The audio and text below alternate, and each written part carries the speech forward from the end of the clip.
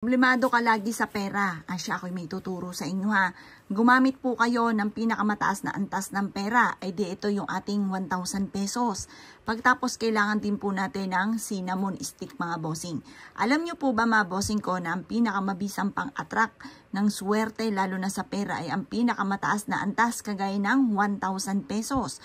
At pagkatapos mga bossing ko, kailangan lamang po natin nitong ating cinnamon. Sa cinnamon mga bossing ko, yung amoy po ng cinnamon ay mabisang panghatak ng swerte lalo na sa pera. Di ba halimbawa may mga cinnamon bakery. Pagka naamoy nyo po siya, ay ang bango. Parang hinahata ka niya, saan kaya yung mabangong yun? Ganon din po ang cinnamon. Ito naman may kaugnayan siya tungkol sa pera. Ang gagawin nyo lamang po mga bossing ko, ang gagamitin nating cinnamon ngayon ay nakatikom. Yung nakatikom na ganyan, panghatak na swerte sa pera, plus additional pa, siya po ay pang-attract ng, kumbaga ng pagiging kuripot. Magiging ganyan ka. Kasi ang tao nga, hindi po siya masinop sa pera, kahit anong gawing kayod ay sa wala't wala din po yan kahit maraming pera ang dumating. Kaya kailangan itong gagamitin natin, nakatikom po siya.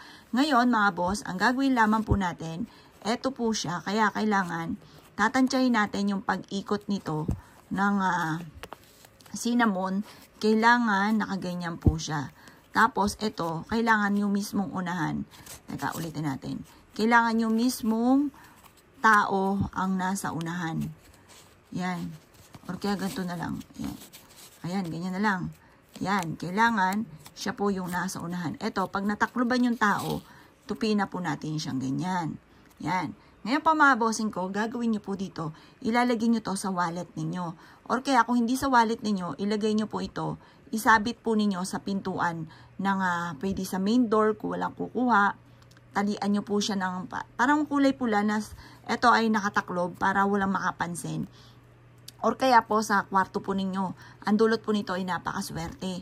Maganda, inilalagay siya sa matataas isinasabit dahil pang-atrakto ng pera.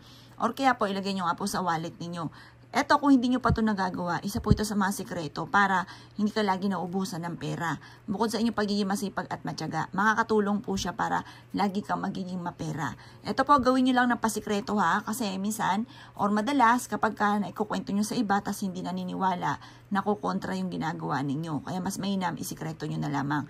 Kaya kung ikigagawa ng ganito mga pamamaraan, asya mga boss, good luck po sa inyo po lahat.